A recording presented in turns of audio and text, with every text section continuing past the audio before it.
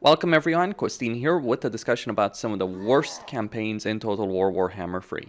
A subject I've discussed before, a subject I'll keep talking about as long as these issues remain. Now, I am not including any demonic campaign in this particular video because as far as I see it, every single demonic campaign needs a complete and massive rework. The entire race needs a massive rework, and until that ends up happening, they're going to be all pretty awful in one way or another.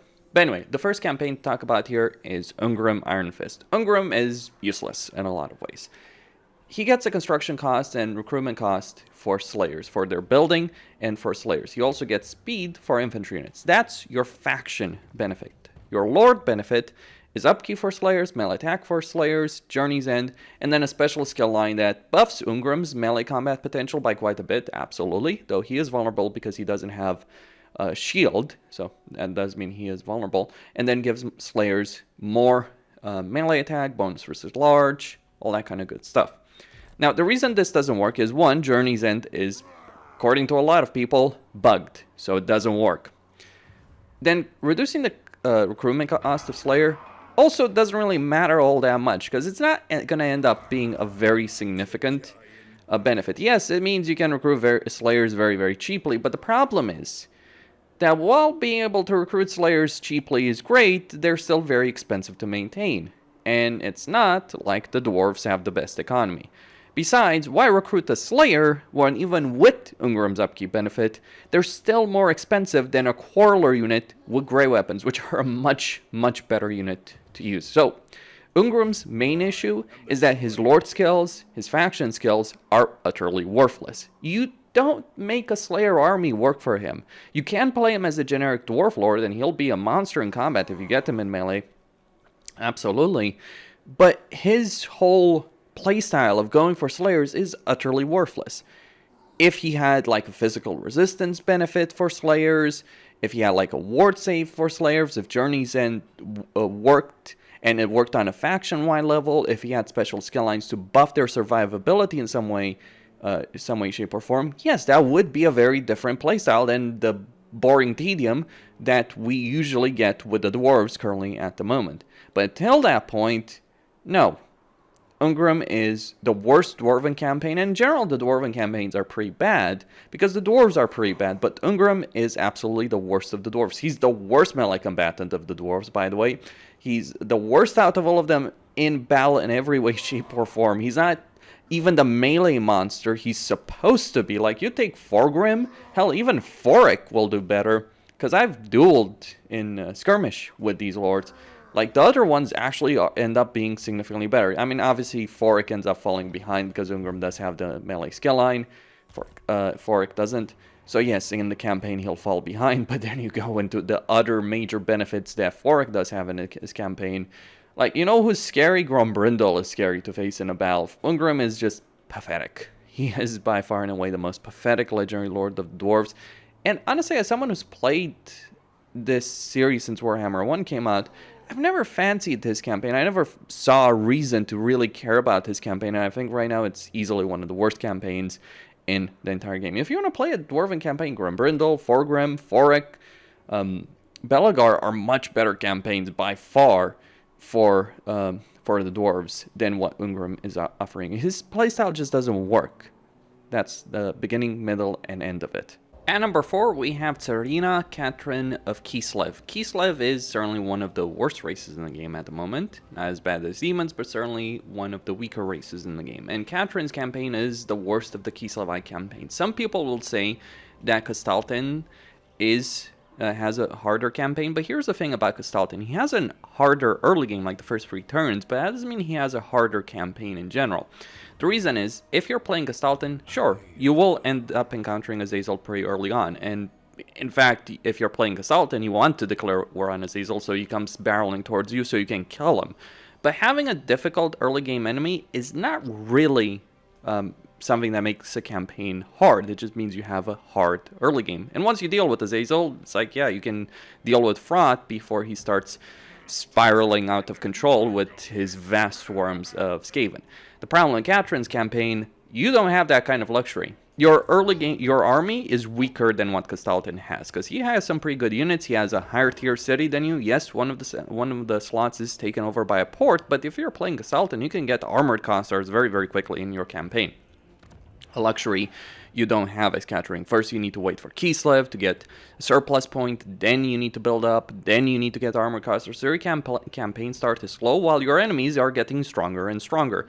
And Katarin herself, while her faction effect of +6 control certainly is nice, because it means you will keep the provinces under control better, the problem is that's kind of all she has. An Ice Court training duration doesn't really matter all that much, because the Ice Court, there's only so many mage slots that you can use. Sure, it helps you get lords faster, and of course you can also get those frost maidens at higher rank, but there's limitations in that just because the hero slots are limited early on. Katarin might have better benefits in the endgame, though certainly I would not sneeze at Kastaltin's benefit in his campaign. Like the Patriarch benefit can be useful because they're a bit squishy otherwise.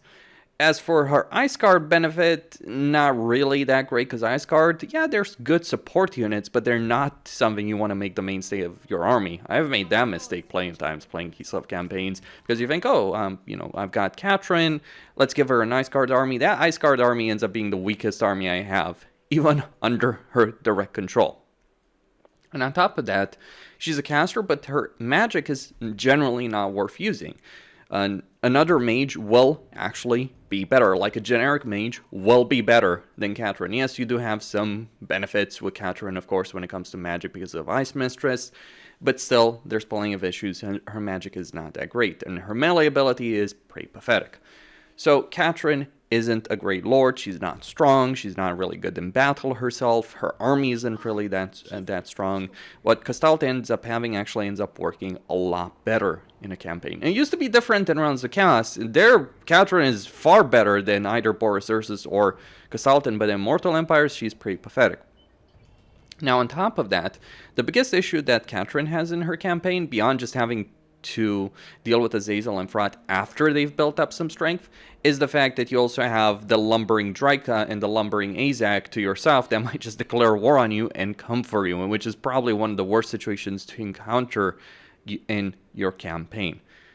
So a lot of problems, because you will probably end up having to fight Azazel, Frat, Drika, and Azak pretty damn early in your campaign, and they'll come at you with full force. And then there's Trog, of course, and other issues as well in this campaign. So she's a weak lord. Her army is the weakest of the legendary lords of Kislev. She doesn't start with the Patriarch hero, which is actually a problem. So she doesn't have one of the best things that Kislev has, which is their amazing replenishment because of Patriarch. So Boris and Kastaltin do have that from the very start of their campaigns. Not starting with a hero, downside. Her weak army, a downside. Her starting position and her initial situation, significant downside. And you can go on. The list is fairly significant. If you're playing a Kislev campaign, Boris Ursus is far easier and far better. Kastaltin is better. And it's also annoying to have to deal with the supporter system. It's annoying having to achieve 600 supporters in order to achieve your short campaign victory conditions. Don't get me wrong, Kastaltin has a lot of issues, but his campaign actually ends up working a lot better currently in Immortal Empires than Katarin's campaign does. And on top of that, Katarin actually has one of the hardest quest battles in the entire game. I'm not joking on that. Like, to get her quest battle sorted out for the Crystal Cloak, you actually have to fight a pretty damn powerful army that when you're getting ambushed in that. So it is kind of brutal to deal with that. Kastaltin's quest battle is much easier to handle, or Boris Ursus' situation where you don't even have a quest battle. You don't have to fight a quest battle to get his items. So they have a much easier time and a much better time acquiring those items and acquiring the money and the strength that those items do represent on a campaign map or for themselves. So yeah, if you want to play a Kislev campaign, you can play one, and you can certainly win one. I don't want people to have the impression that, oh, these campaigns are bad, thus you can't win them. You can win any campaign as any legendary lord. That doesn't mean they're good campaigns. They're not good campaigns. Finally, I would also say that Kislev, as far as I see it, is the worst of the Kislevite cities. Yes, the capital of Kislev is the actual worst city. Because while you can get the Bolka Palace for Tsar Guard and Ice Guard recruitment, which is nice, because you don't have to build 2 different structures, absolutely.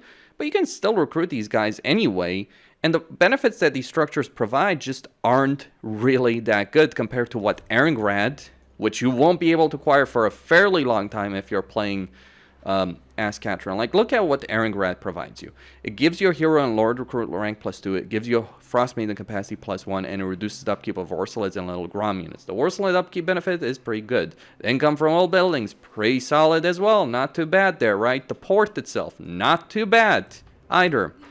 Katarin has very little in comparison when we're looking at the landmarks. Kislev itself, oh, diplomatic relations with the Empire, important. A growth benefit, sure, and resources, decent enough, but it's a significant cost. It's not worth it. Income from old buildings going all the way up to 20%. Yeah. Let's just go over it and say that I'd rather have the trade tariff benefit that Kastaltin has. But really, the hero capacity on lower recruit rank is far better, and also the recruitment of war sleds for that structure, for that landmark that Kastaltin has access to. That's what I think of Katarin. And number 3 is Grand Hierophant Khatep. Now, Khatep is a bit of a weird situation. Pretty much every other legendary lord on the list, every other campaign here, has either a legendary lord that's weak or a race that's weak, if not both. But the Tomb Kings are not weak. Khatep is also not weak. His mount choice is an artillery piece. He is really, really good once you get the Casket of Souls. His lord skills, pretty good. His army skills, if we're looking at it, campaign removal range 10%. So all pretty decent. What's the problem with him? Even though he has quite a few benefits. Well, the problem is 2 things. Terrain types, climate suitability, and victory conditions. So climate suitability matters for a lot of races, but the Tomb Kings in particular suffer from having unsuitable climates in their campaigns because they need structures, which can be expensive, and their economy is not going to generate a lot of money, but they need structures in order to recruit the good units. And Khatep is surrounded by a bunch of unsuitable, or rather unpleasant climate over here in the frozen parts of Nagrand. That's the first big issue. Yes, you can take the wasteland. Yes, you can take the mountains, but there's so much unsuitable climate in this particular campaign. That's the first major problem that Khatep is actually going to encounter, the suitability of climate.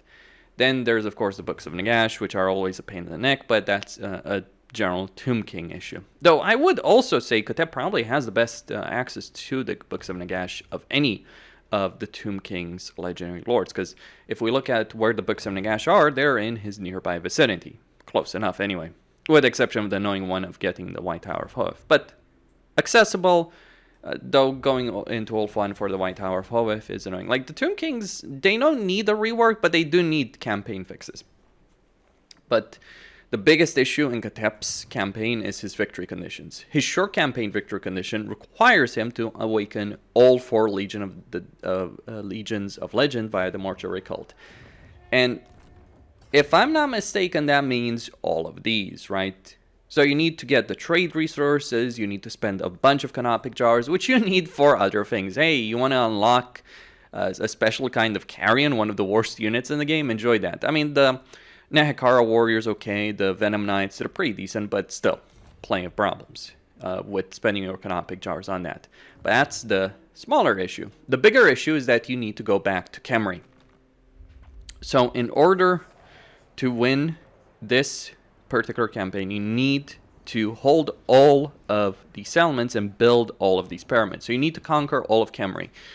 Now, having a campaign where you need to go all across this unsuitable terrain, some of it suitable and lustrous, sure, but going all for all of this unsuitable terrain just to get to the same starting position where every other Tomb King starts, to conquer them is genuine misery, even as a pretty good legendary lord. And Khatep is pretty strong. It's his victory conditions that let him down. It doesn't really make sense that he's here anyway.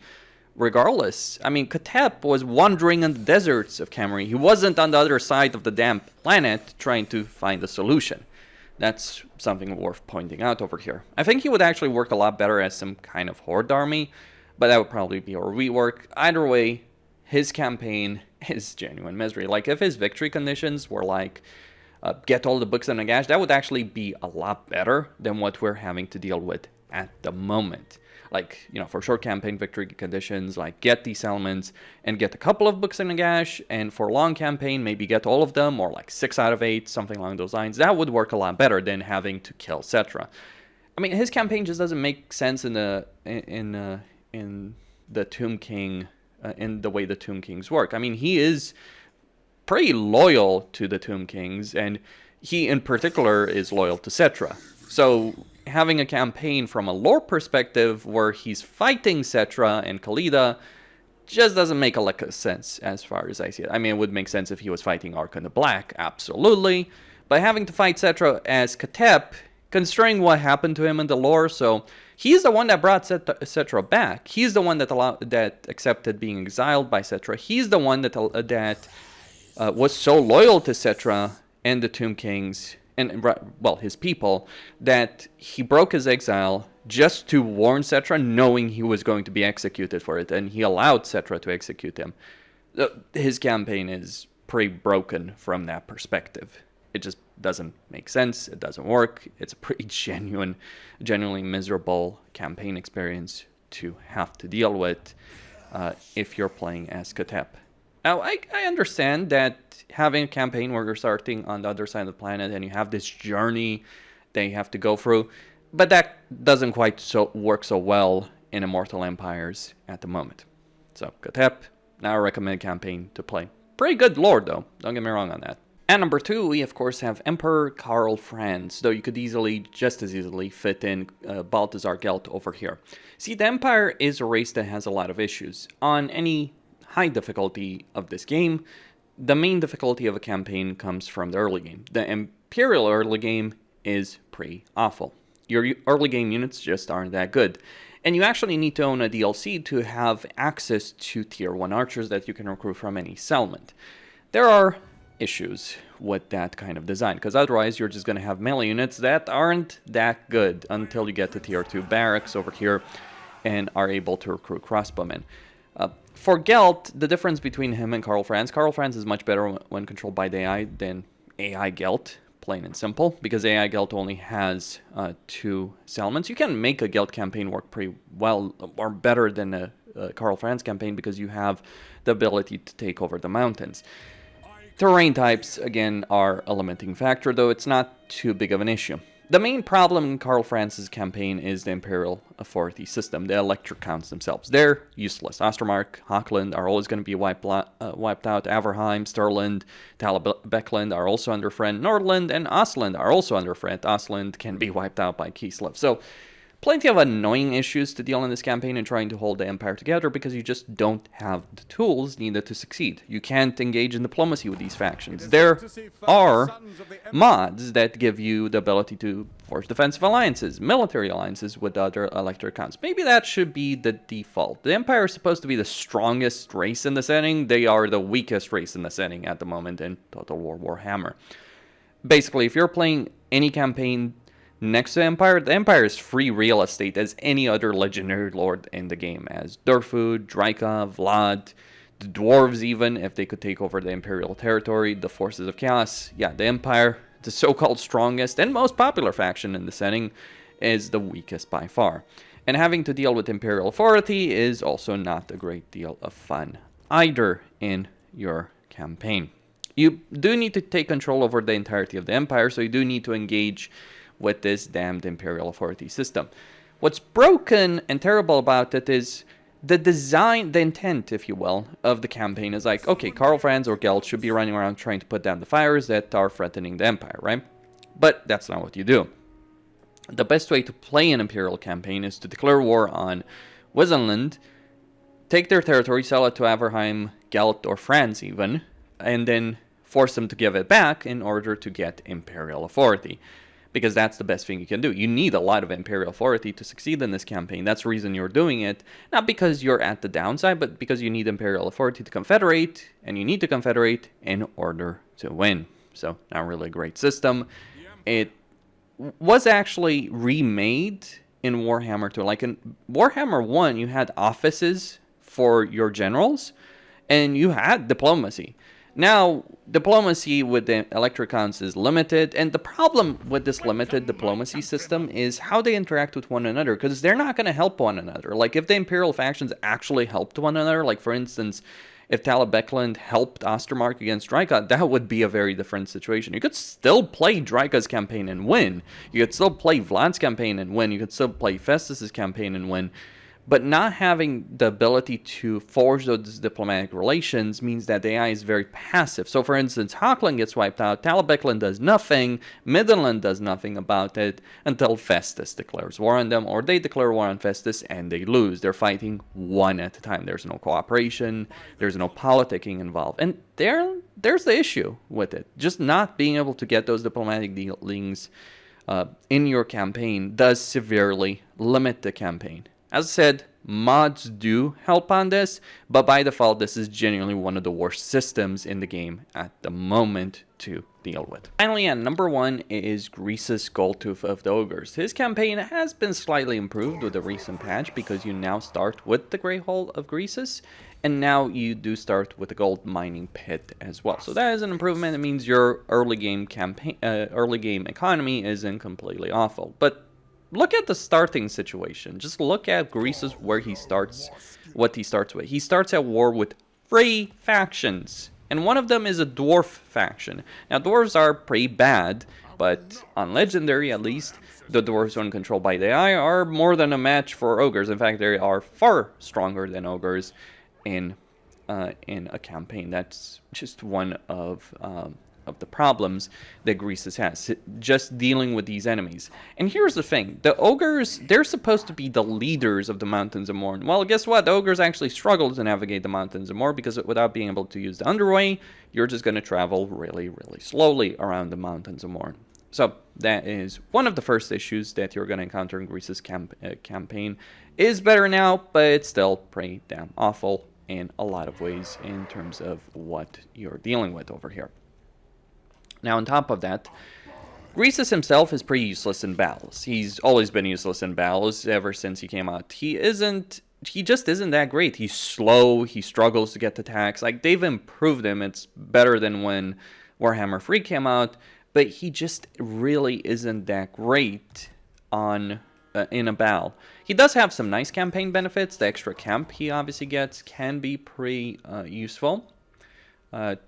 Can be pretty useful over here. Like, if you get the best camping, you get the extra camp limit.